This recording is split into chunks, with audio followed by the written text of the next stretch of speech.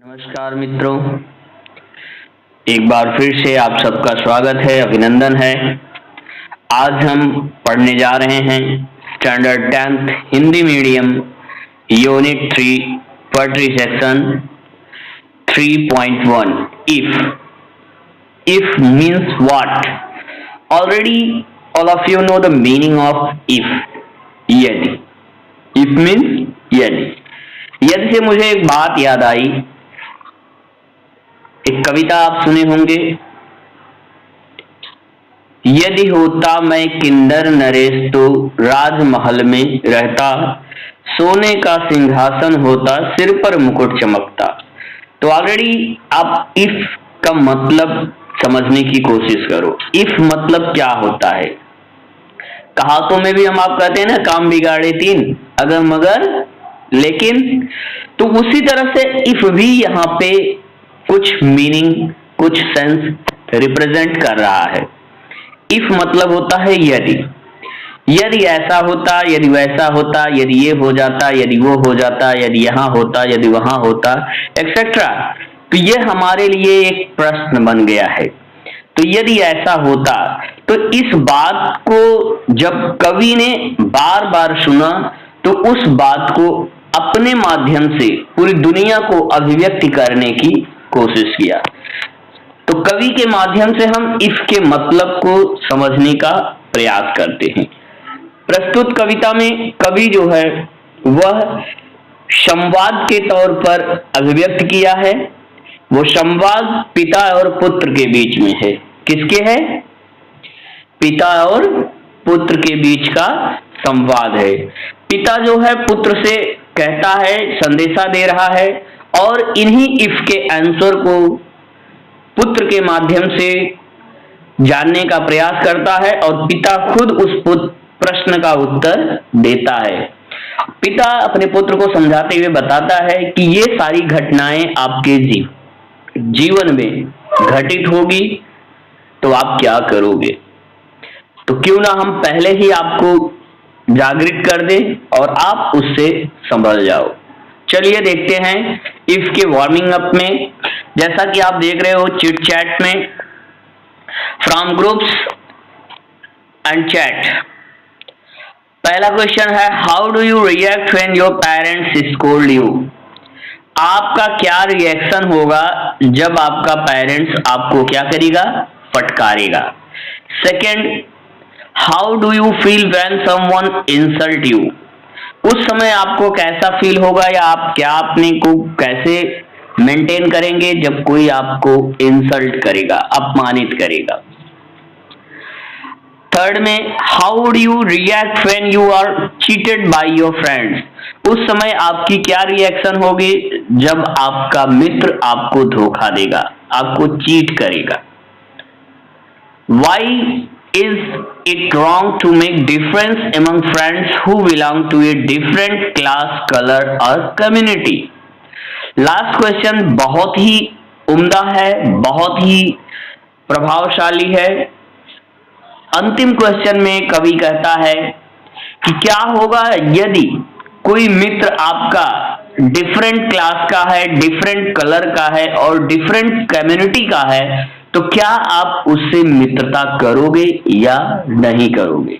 यानी आपकी मित्रता रंग के आधार पे, जाति के आधार पे, धर्म के आधार पे, संप्रदाय के आधार पे होगी या आपकी मित्रता केवल मित्रता होगी, चाहे वो जो भी हो। नेक्स्ट में यहाँ पे आप देखिए एक्शन और रिस्पॉन्स के माध्यम से दिया गया है। Complete the table by providing suitable responses to the given actions। यहाँ पे कुछ दिया गया है, given action के आधार पर आपको क्या करना है? उसका रिस्पॉन्स बताना है। ठीक, जैसे you are punished by the teacher without any reason। मान लीजिए बिना किसी कारण के आपके टीचर ने आपको पनिश कर दिया, तो आपका क्या रिस्पॉन्स होगा वो आपको बताना है, जैसा कि उसका आंसर लिखा गया है। Next, your friends spread rumours about you. मान लीजिए कोई आपका मित्र है और वो आपके खिलाफ या आपके प्रति कोई अफवाह फैला दिया है, तो आप क्या करोगे? मित्र से झगड़ा करोगे, विवाद करोगे, क्या करोगे?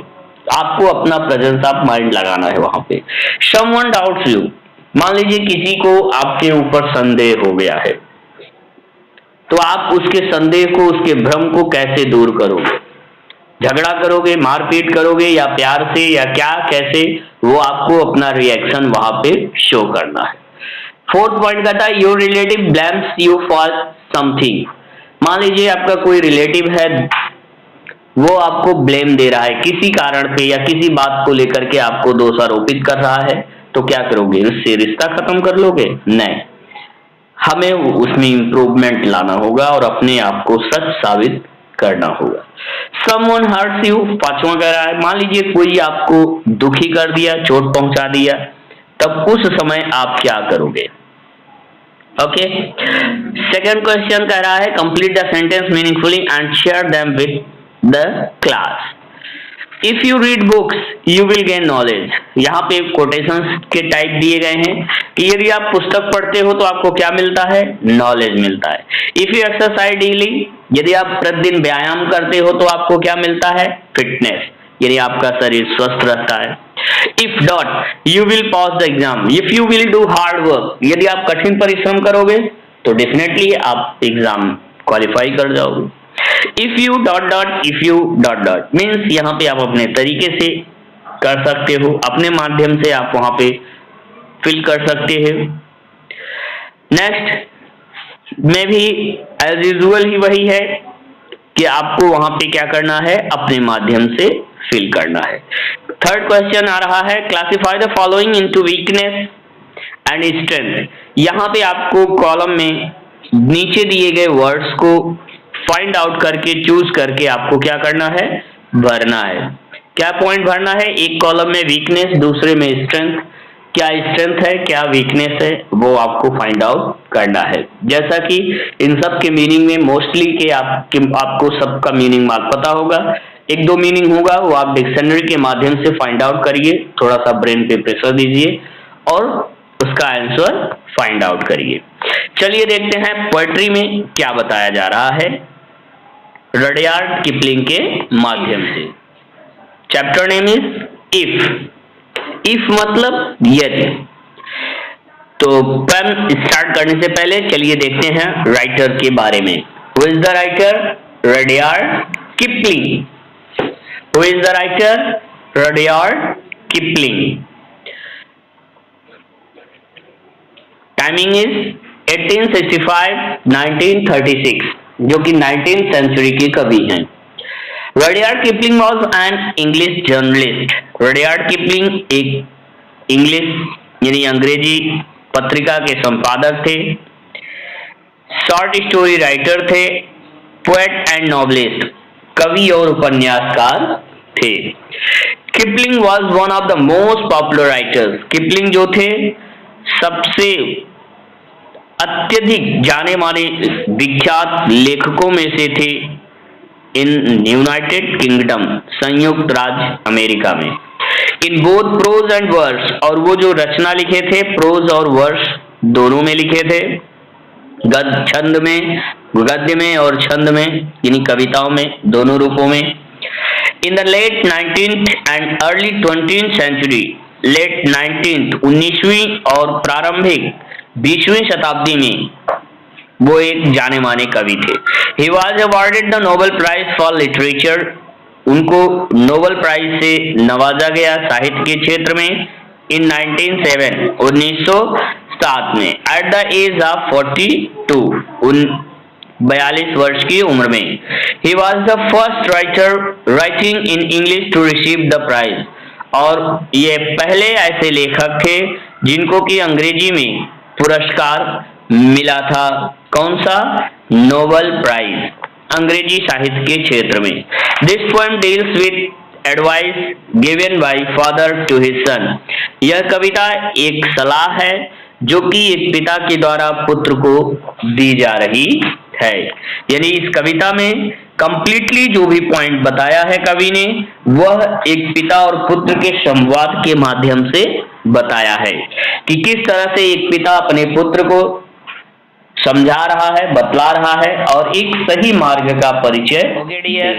If you can keep your head when all about you, or losing there and blaming it on you।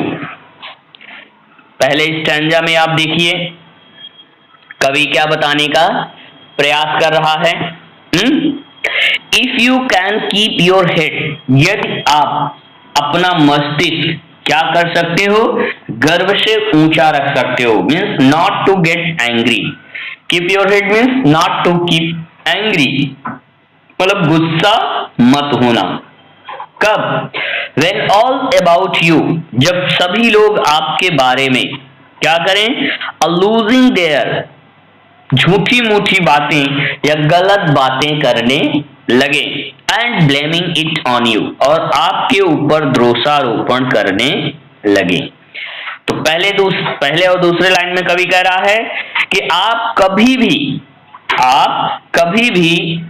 अपना सर गर्व से नीचा मत करना, हमेशा गर्व से ऊंचा रखना। चाहे कोई भी आपका अपमानित करे या आपको दोषारोपित करे या आपके प्रति गलत विचार व्यक्त करता है तो। Next second line, and you can trust yourself, और आप अपने आप में विश्वास रखना। क्या रखना? विश्वास रखना। If you can trust yourself when all main doubt you, यदि आप अपने आप में विश्वास रखते हो। कब? जब सभी लोग आप पर संदेह करें, यानी जब सभी लोग आप पर संदेह करें तो उस समय आपको क्या करना है, अपने आप पर विश्वास करना है। But make allowance for their doubting too, लेकिन विश्वास के साथ साथ आपको क्या करना है, उनके अलाउंस को, अर्थात consider what others also have to say about something, लेकिन विश्वास के साथ साथ ये जरूर ध्यान देना कि जो व्यक्ति आपको गलत कह रहा है या आप पर संदेह व्यक्त कर रहा है, क्या वास्तव में उसका संदेह व्यक्त करना सही है या गलत है, अर्थात उसके बारे में जानने का प्रयास जरूर करना कि हकीकत क्या है। Next, if you can wait and not be tired by waiting, यदि आप इंतजार कर सकते हो तो इंतजार करना। नॉट बी टायर्ड ऑफ, आप थकना मत, बाय वेटिंग, इंतजार से। यानी यदि आपके अंदर क्षमता है किसी चीज को का इंतजार करने का तो आप अवश्य इंतजार करिएगा और उस इंतजार से थकिएगा मत। और being light about, don't deal in lies. अब इस लाइन में क्या कह रहा है, अब being light about false things spoken about oneself by others, आपके बारे में एक दूसरे के बीच में कानाफूसी होगी, एक दूसरे से लोग गलत बातें कहेंगे, अपवादें फैलाएंगे, गलत अवधारणाएं बनाएंगे। तो डोंट डील इन लाइज, तो आप उन गलत अवधारणाओं में, उन गलत विचारों में या झूठी बातों में कभी मत पड़ना। ओके। और बीइंग हेटेड, और बीइंग हेटेड या अथवा कोई व्यक्ति आपसे घृणा करे, कोई व्यक्ति आपसे घृणा करे, don't give way to hating, उस व्यक्ति से आप घृणात्मक तरीके से पेश मत आना। अर्थात अगर आपसे कोई घृणा करे तो आप उससे प्रेम करना, ये भावना आपको अपने मन में रखनी है यदि आपको जीवन में आगे बढ़ना है। लाख कोई आपसे घृणा करे, लाख कोई आपको गलत कहे, लेकिन आप ना तो किसी से घृणा करना और ना ही आप कभी भी किसी व्यक्ति के बारे में गलत विचार रखना। लास्ट लाइन में एंड इट, और फिर भी डोंट लुक टू गुड, ये बात जरूर अंतिम वाला ध्यान दीजिएगा। एंड इट, और फिर भी डोंट लुक टू गुड, और आप बहुत ठीक भी मत बन जाना, बहुत अच्छे भी मत बन जाना, बहुत भले मत बन जाना उस व्यक्ति के प्रति। नॉट टॉक टू वाइज, और ना ही कभी बुद्धिमत्ता पूर्ण ढंग से, कहने का मतलब दिखावा करना कि मैं बहुत ज्यादा ज्ञान वाला हूं, ऐसा दिखावा मत करना। ओके, नेक्स्ट, पहला स्टैंजा आपकी समझ में आ गया होगा। पहले स्टैंजे में कवि अपने पुत्र से एक्सपेक्ट करता है कि स्वाभिमान बचा के रखना, दूसरा अपने धैर्य को बचा के रखना, तीसरा अपनी इंतजार की शक्ति को बचा के रखना और कभी किसी से घृणा मत करना। और अंतिम में इन सब का उत्तर देते हुए एक ही लाइन में कवि समझा रहा है कि इतने अच्छे भी मत बन जाना कि लोग तुम्हारा मजाक ही बना करके चले जाएं, और कभी भी अपने आप को बहुत बुद्धिमान भी मत साबित करने की कोशिश करना। यू कैन ड्रीम, यदि आप स्वप्न देख सकते हो तो देखो, and not make dreams your master, लेकिन आप अपने उस स्वप्न को मालिक मत बना दो। कहने का मतलब, आप हर चीज की इच्छा व्यक्त करो, पर अपनी इच्छाओं के ऊपर अपना कंट्रोल जरूर बना करके रखना। इफ यू कैन थिंक, यदि आप सोच सकते हो तो सोचो, सोचना जरूरी है, विचार करना जरूरी है। And not make thoughts your aim, और आप अपने विचारों को अपना लक्ष्य मत बना लेना। ठीक है, यदि आप स्वप्न देखते हो तो उस स्वप्न को ही आप क्या मत बना लेना, अपना मास्टर, मालिक मत बना लेना। और यदि आप सोचते हो तो आप अपने उन विचारों का, अपने उन सोचों का अपना लक्ष्य मत बना लेना। If you can meet with triumph and disaster, last next line में, यदि आपको मिलता है, यदि आप मिलते हो किससे, ट्रिम, विजय प्राप्त होता है, एंड डिजास्टर, और बर्बादी आती है। कहते हैं ना, सुख और दुख दोनों आता है और जाता है। मान लीजिए आप अपने जीवन में बहुत सफल हो गए, अंबानी बन गए, बिल गेट्स बन गए, तो ऐसी सिचुएशन में आप अपनी उस विजय का इस तरह से स्वागत मत करना, या उस विजय में इतने मशगूल मत हो जाना कि आप लोगों को भूल जाओ। और ना ही यदि बाई दफा आप विजय ना प्राप्त करके आप डिजास्टर, यानी आप लॉस में चले जाओ, डिजास्टर, तबाही आ जाए, तो उस तबाही से आप डर मत जाना। कहने का मतलब, घबरा मत जाना कि अब तो सब बर्बाद हो गया, अब कुछ नहीं होगा। नहीं, ऐसा नहीं है। And treat those two impostor just that same, और इन दोनों प्रकार की स्थितियों में, खुशहाली के माहौल में भी, विजय के भी माध्यम से और बर्बादी के माध्यम में, यानी दोनों स्थितियों में आपको क्या करना है, एक जैसा अपने आप को प्रदर्शित करना है। Who deceives others by pretending to be someone else, कहते हैं ना, सुख में भी लोग आपके पास आएंगे, दुख में भी आएंगे, तो दोनों स्थितियों में आप एक ही जैसा अपना भाव बना करके रखना। Next, if you can bear to hear the truth, यदि आप सहन करने की ताकत रखते हो तो आप सत्य को जरूर सुनना। किसको? आप उस सत्य को जरूर सुनना। यू हैव स्पोकन, जो आपके बारे में बोला गया है। Twisted by names to make a trap for fools.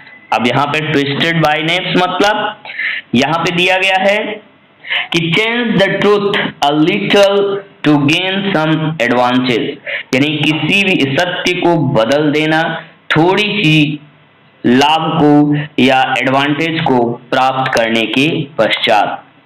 To make a trap for fool, वह मूर्खों के लिए एक मार्ग होता है। क्या होता है? मूर्खों के लिए एक मार्ग होता है कि थोड़े में ही, कम में ही रास्ता बदल देते हैं। और watch the things you gave your life to broken, और आप उन सभी वस्तुओं को देखना, उन सभी बातों को ध्यान में देखना। टू ब्रोकन, जो कि टूटा हुआ है, and stoop and build them up, और क्या करना है? Stoop and build them up, उसको बना के रखना है। विथ ऑर्न आउट टूल्स, उन बिगड़े हुए औजारों से। अर्थात कहने का मतलब आपको उन सभी परिस्थितियों से लड़ना है, चाहे वो अच्छी परिस्थिति हो या बुरी परिस्थिति हो, चाहे आपके पास अस्त्र हो या न हो, दोनों सिचुएशन में आपको उस अपने माध्यम से अपने साहस को बनाए रखना। You can talk with crowds and keep your virtues. यदि आप बात कर सकते हो भीड़ में तो आप बात करो, एंड कीप योर वर्च्यूज। उस समय आपको क्या करना है? कीप वंस गुडनेस और मॉरल्स अंडर एनी कंडीशन। किसी भी प्रकार का जो नैतिकता है और किसी भी परिस्थिति में आपको अपने गुणों को, अपनी बातों को, अपनी जुबान को संभाल के रखना होगा। और वॉक विथ किंग्स, अथवा जब आप कभी राजा के साथ यात्रा करो, not lose the common touch. उस समय आप ये मत भूल जाओ कि मैं राजा बन गया हूँ या राजा का हाथ मेरे सर पे है तो मैं कुछ भी कर सकता हूँ। ऐसा कभी मत सोचना, कदापि मत सोचना। और उस वक्त कॉमन टच में रहना यानी सामान्य लोगों के साथ में रहना, अर्थात उनको नजरअंदाज मत करना। If neither foes nor loving friends can hurt you, यदि ना तो कोई दुश्मन और ना ही आपके मित्र आपको हर्ट करते हैं। If all men count with you, यदि ये सभी के सभी लोग क्या करते हैं? Count with you.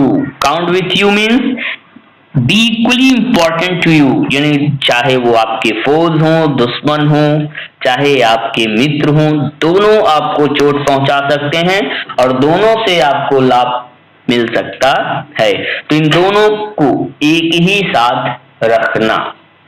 Okay, next में बट नन टू मच, लेकिन किसी भी व्यक्ति के साथ, चाहे वो आपका मित्र हो चाहे वो आपका दुश्मन हो, दोनों से आप बहुत ज्यादा घनिष्ठ मत हो जाना। If you can fill the unforgiving minute, यदि आप भर सकते हो तो भरने का प्रयास करना बीते हुए पलों को, जबकि ऐसा time that does not wait for anyone.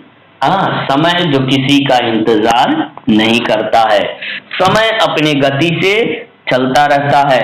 और कोशिश करना कि आप उन बीते हुए पलों को फिर से लाने की कोशिश करना। वो तो नहीं आएगा, लेकिन फिर से आप अपने को मेंटेन करके रखना। विथ 60 सेकेंड, और वो अनफॉरगिविंग मिनट कितना है? 60 सेकेंड, 60 मिनट, 60 सेकेंड, अर्थात वो पल जो हर वक्त चल रहा है, बीत रहा है। वर्थ ऑफ डिस्टेंस रन, और वो इस रफ्तार से चल रहा है कि जो लगभग काफी दूरियों पर निकल चुका होता है। और आप ये कोशिश करिएगा कि आप अपने समय को बर्बाद मत करिएगा, अपने समय को गंवाइएगा मत। योर्स इज द अर्थ, ये संसार आपका है, ये संसार आपका है। And everything that's in it, और इस संसार में जो कुछ भी है, यानी इस संसार में जो कुछ भी है। And which is more you will be a man, और इस संसार में जो कुछ भी है वो भी आपका ही है। एंड उससे ज्यादा आप क्या हो? एंड विच इज मोर, और उससे ज्यादा you will be a man, कि आप एक इंसान हो। क्या हो? एक इंसान हो।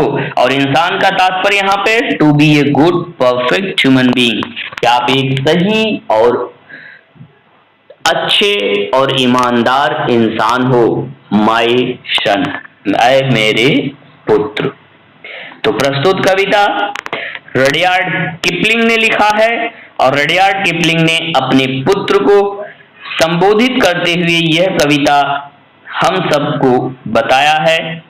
और इस कविता के माध्यम से जगत में, संसार में ये संदेशा जाता है कि प्रत्येक पिता अपने पुत्र को ठीक इसी प्रकार से समझाता है और उसको जीवन जीने की एक कला सिखाता है। तो डियर, आशा करते हैं कि यह पोएम आपकी समझ में आया होगा और इस वीडियो को बार बार देखिए और कविता को जानने का प्रयास करें। मिलते हैं अगले वीडियो में, तब तक के लिए गुड बाय।